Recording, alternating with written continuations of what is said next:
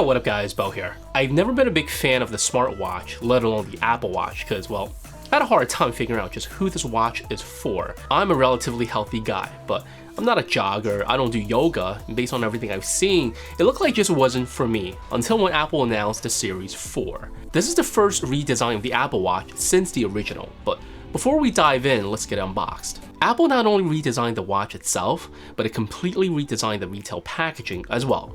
Instead of the square box the previous versions came in, now it comes in this rectangular box with a plastic pull tab, so don't worry if you don't have that Rambo unboxing knife on you.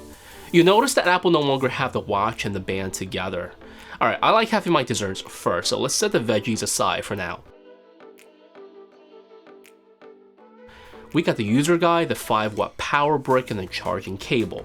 All Series 4 watches now come in this little Alcantara pouch, which is a real nice touch. You know, makes you feel real special. I opted for the 44mm space gray in stainless steel finish, and all I can say is the fit and finish is just top notch. No surprise there. The stainless steel is actually more glossy black than space gray, but Apple has always had the slight variations in color despite giving it the same name. I'm used to wearing a Casio rugged watch, so the extra heft of the stainless steel is really not a problem for me.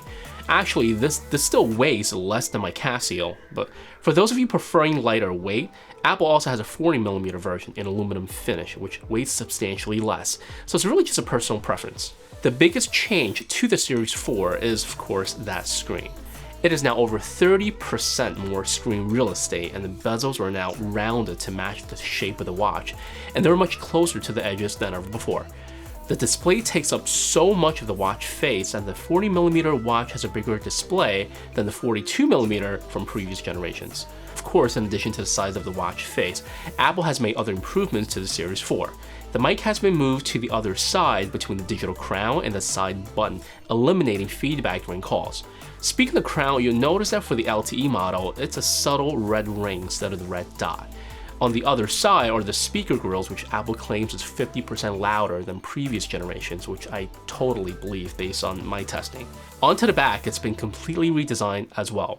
It is now made of ceramic to make Wi-Fi and cell reception much better, and I really dig the look. About the only thing that hasn't changed is the fact that you can miraculously still use your old bands with the new watch. 38mm works on the 40 and the 42mm works on the 44.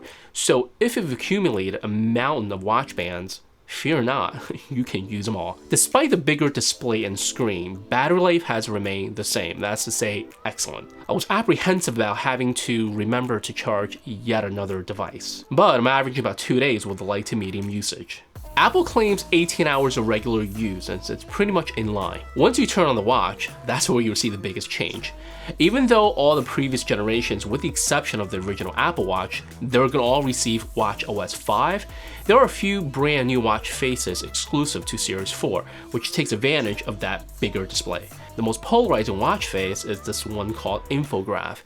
It's a love it or hate it type of thing. It is just a rainbow of colors thrown at you with no less than 8 complications, taking up every single bit of real estate.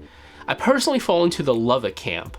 If you have a bigger display, why not make the best of it? Another one is called Infograph Modular, which shows you the digital time and 6 complications.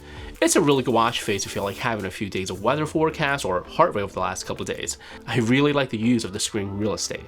Of course, if you like the watch face but hate all the complications, you can just turn them off. So it's great that Apple is giving us the option. Even after 4 years on the market, Apple still doesn't allow third-party watch faces, which is a real shame because I bet there would be some really interesting ones. Unlike smartphones where the phone function is no longer the primary use, timekeeping is still pretty important on any smartwatch, despite the fact that they can do so much more. I really wish Apple would include an always-on feature where it just shows a great scale of the time and date. I mean, it's a real pain in the butt to have to move my wrist in a certain way just to check the time. Since the battery life is already excellent, the trade-off is more than worth it. There are already smartphones out there with this feature, and I really hope the next Apple Watch is going to have this as well. There are a few Watch 4 exclusive features, so let's take a look at what they are. Besides having a few unique watch faces, the big new feature on the Series 4 is that it can now take an electrocardiogram using the electrodes on the back of the watch and the digital crown.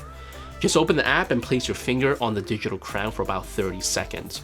Once done, not only are you going to know your results, but you can actually send a PDF copy of your results to your doctor. Granted, this isn't going to be the most accurate EKG reading like the one at the doctor's office, but it'll give you a pretty good idea where you stand. Unfortunately, we won't see this feature until sometime later this fall, so I'll make another video once that rolls out. A really nice feature is Watch 4's ability to detect atrial fibrillation, or AFib. You'll get a notification if there's anything that's funky with your heartbeat, like if it's too high or too low for an extended period of time, which could lead to life-threatening complications. Another Watch 4 exclusive is the hard fault detection. There's a brand new 800Hz accelerometer and gyroscope that can measure 32 Gs of force. All that means is the sensors in the watch are more sensitive and able to measure greater forces in your movements. If you've fallen, the watch is going to ask if you would like to call emergency services, and after a full minute of no movement, it can do that automatically, along with sending your GPS coordinates. This feature is on by default for anyone over the age of 65, but don't worry, if you're under 65, you can manually turn it on in the watch app. So far, I haven't seen anyone able to get the watch to think they really fallen, although I bet the number of videos attempting to trick the watch won't stop coming. Although not a Watch 4 exclusive, the Walkie-Talkie app is really cool for those that have never lived in an analog world, but it doesn't work quite the way you think it does. Instead of push-to-talk like on actual walkie-talkies, this is essentially a FaceTime audio recording. The main difference is with a real walkie-talkie, you hear in real time as the other person speaks.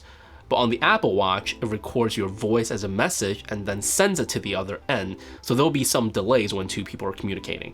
All that aside, it does make you feel like Dick Tracy talking into your watch. Assuming you know who Dick Tracy is. And lastly, we can't talk about Apple Watch without talking about Siri. So the good news is Siri is still Siri on the Apple Watch. The bad news is Siri is still Siri. There are times where it's so frustrating to use Siri, especially when you get messages like this or this. Of course, neither Amazon Alexa or Google Home is available on the Apple Watch, and most likely never will. Unlike every other feature, new or old, on the Apple Watch 4, Siri is the only thing that I feel hasn't seen any improvements at all. And that's a real shame, seeing just how far Alexa or Google Home has come. The annual September event is usually known as the iPhone event, but this year, the Apple Watch Series 4 stole the show, and it's pretty clear why. Apple took the best watch in the world and made it even better by just about improving every single aspect of the Series 3. The good news is the smartwatch is still in its infancy, unlike smartphones, and I believe there's still a lot more innovations to be seen. I've never really felt compelled to wear a smartwatch until the Series 4 was announced, so I'm definitely going to be keeping this on my wrist in the coming months. Hope you guys enjoyed this video. This is Bo. Hey, thanks for watching, and I'll catch you in the next one.